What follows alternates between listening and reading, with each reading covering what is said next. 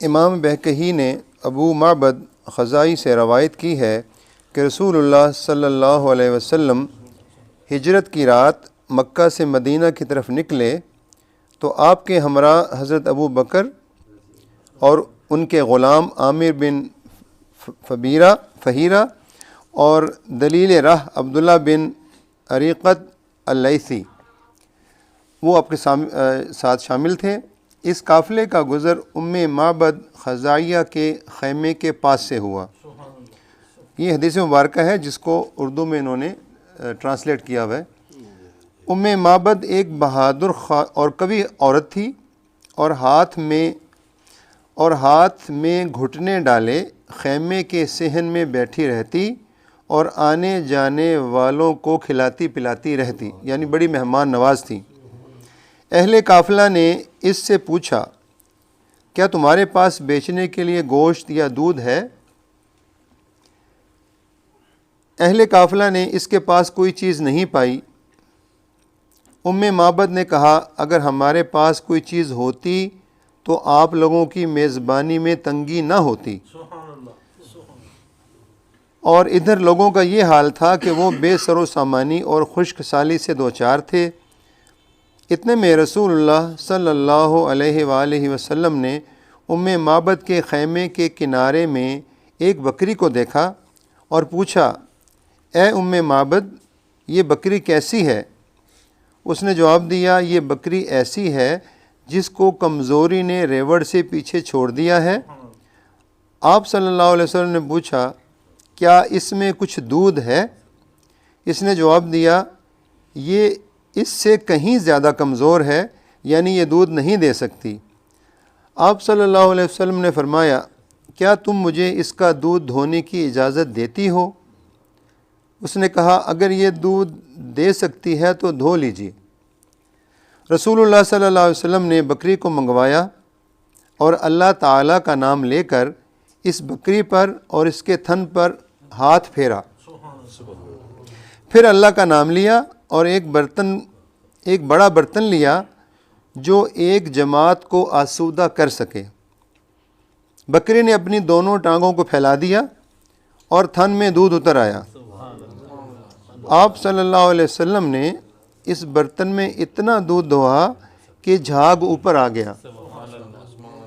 پھر معبد کے پاس بھیجا، چنانچہ معبد کو پلایا، پھر اپنے تمام ساتھیوں کو پلایا۔ وہ پی کر شکم سیر ہو گئے۔ آپ صلی اللہ علیہ وسلم نے آخر میں پیا اور فرمایا، قوم کا پلانے والا آخر میں پیتا ہے۔ پھر آپ صلی اللہ علیہ وسلم نے دوبارہ پہلے ہی کی طرح اس برتن میں دودھ دھوہا اور معبد کے پاس چھوڑ کر آگے چل پڑے۔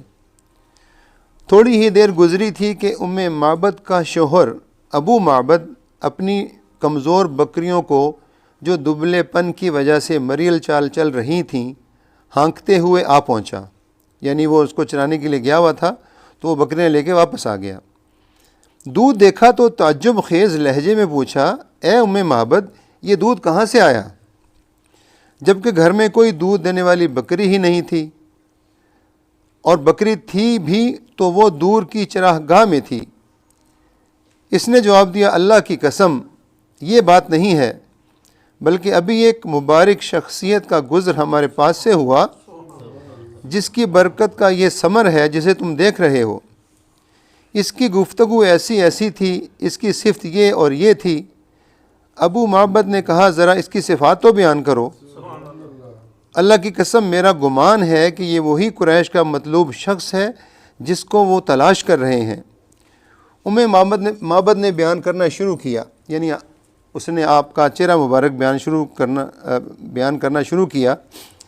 وہ کہتی ہے کہ وہ یعنی رسول اللہ صلی اللہ علیہ وسلم ظاہری وضاقتہ کے حامل تھے، با اخلاق، دمکتا چہرہ، نہ تو توندے پن کا عیب اور نہ گنجے پن کی خامی، جمال جہاں تاب کے ساتھ ڈھلا ہوا پیکر، سرمگی آنکھیں، لمبی پلکیں، بھاری بھرکم آواز، سفید و سیاہ آنکھیں، باہم ملے ہوئے ابرو، لمبی گردن، چمکدار کالے بال، خاموشی کی حالت میں پروقار، گفتگو کریں تو پرکشش اور پر لطف، نہایت شیریں کلام، بات واضح اور دو ٹوک، نہ زیادہ نہ کم، تمام گفتگو موتیوں کی لڑی جیسے پروئی ہوئی، حسین و جمیل، درمیانہ قد، نہ ناٹا نہ نگاہ میں جچے، نہ لمبا کہ ناگوار لگے، یعنی درمیانہ قد، دو شاخوں کے درمیان ایک شاخ جو تینوں میں سے سب سے زیادہ تازہ اور خوش منظر اور پر رونق ہوتا ہے، گویا وہ شاخ، قد و قامت کے اعتبار سے بہت ہی بہتر، رفقا ایسے کہ ہر وقت ان کے گرد و پیش رہتے ہیں، ان کی زبان سے نکلی ہوئی ہر بات پر سمع و اطاعت کا سر خم کر دیتے ہیں، حکم دے تو لپک کر بجا لاتے ہیں، مطاع و مکرم، نہ ترش رو نہ فضول گو۔ یہ آپ کا حلیہ بیان کیا معبد نے اپنے خامد سے۔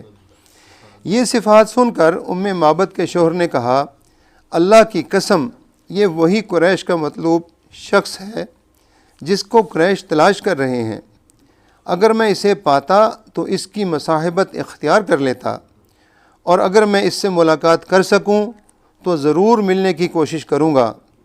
پھر وہ مکہ کی فضا میں زور زور سے یہ اشعار پڑھنے لگا، لوگ اس کی آواز تو سنتے تھے پر اسے دیکھتے نہ تھے۔ وہ اشعار ہیں ان کی، یہاں چند اشعار ہیں، اس کا ترجمہ بھی لکھا ہوا ہے، وہ پڑھ دیتا ہوں۔ جو پہلا شعر ہے اس کا ترجمہ یہ ہے، اللہ تعالیٰ جو لوگوں کا رب ہے، معبد کے خیمے میں نازل ہونے والے دونوں ساتھیوں کو اللہ جزائے خیر دے۔ دوسرے شعر کا مطلب ہے، وہ دونوں خیر و برکت لے کر نازل ہوئے اور اسی کے ساتھ کوچ بھی کر گئے، پس جس نے محمد صلی اللہ علیہ وسلم کی رفاقت اختیار کی وہ کامیاب ہو گیا۔ تیسرے شعر کا ترجمہ ہے، ہائے قصہ، یعنی وہ قبیلہ جو وہاں آباد تھا، اللہ تعالیٰ نے اس کے ساتھ کتنے بے نظیر کارنامے اور سرداریاں تم سے سمیٹ لیں۔ اپنی بہن معبد سے اس کی بکری اور برتن کے بارے میں پوچھو، اور اگر تم بکری سے بھی پوچھو گے تو وہ بھی ان کی خیر و برکت کی گواہی دے گی۔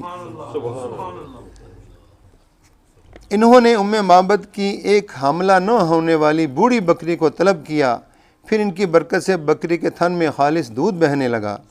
یہ سارے شعروں کے ترجمے ہیں۔ اسے وہیں دھو کر رہن کی حیثیت سے اس عورت کے پاس چھوڑ چلے گئے، یعنی دودھ دھو کر ان کے پاس چھوڑ کر چلے گئے۔ جب مکہ مکرمہ میں صبح ہوئی تو رسول اللہ صلی اللہ علیہ وسلم موجود نہ تھے۔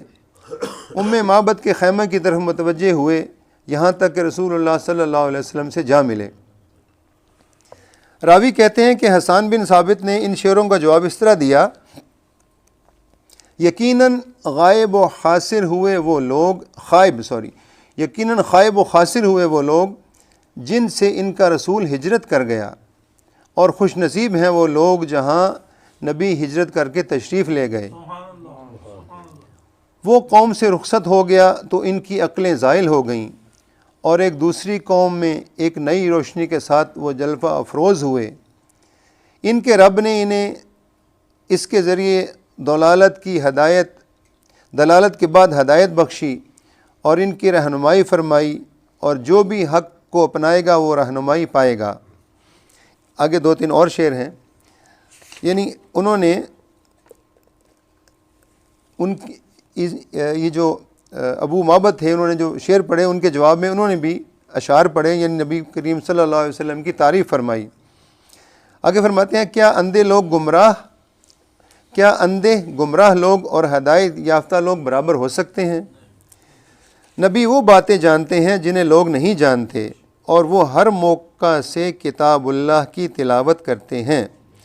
اگر وہ کسی دن کسی غیب کی خبر کے متعلق کہتے ہیں تو اس کی تصدیق اسی دن یا دوسرے دن چاشت سے پہلے ہو جاتی ہے۔ آپ کی صحبت کے ثمرہ نے ابو بکر کو نرم و سعید بنا دیا، اور جس کو اللہ نے سعید بنا دیا وہ شرف پا گیا۔ عبد الملک بن وہب کا بیان ہے کہ مجھے خبر ملی کہ ابو معبد نے اسلام قبول کر لیا اور ہجرت کر کے نبی کریم صلی اللہ علیہ وسلم سے جا ملا۔ یعنی اس پہ اتنا اثر ہوا اس بات کا کہ وہ آپ صلی اللہ علیہ وسلم کو ڈھونڈتے ڈھونڈتے وہاں پہنچ گیا اور آپ کی رفاقت اختیار کر کے مسلمان ہو گیا۔ ایک چھوٹی سی حدیث مبارکہ اور ہے۔ امام بہقی نے اوس بن خالد سے اور انہوں نے اوس الحزیہ سے روایت کی ہے کہ میں نے اپنا گھی جمع کر کے ایک ڈبہ میں رکھا اور اسے رسول اللہ صلی اللہ علیہ وسلم کو بطور ہدیہ پیش کیا۔ آپ نے قبول کر لیا اور تھوڑا سا گھی ڈبہ ہی میں چھوڑ دیا اور ڈبہ میں پھونک کر برکت کی دعا کی اور فرمایا اوس کو اس کے گھی کا ڈبہ لوٹا دو۔ اہل بیت نے ڈبہ لوٹا دیا تو وہ گھی سے بھرا ہوا تھا۔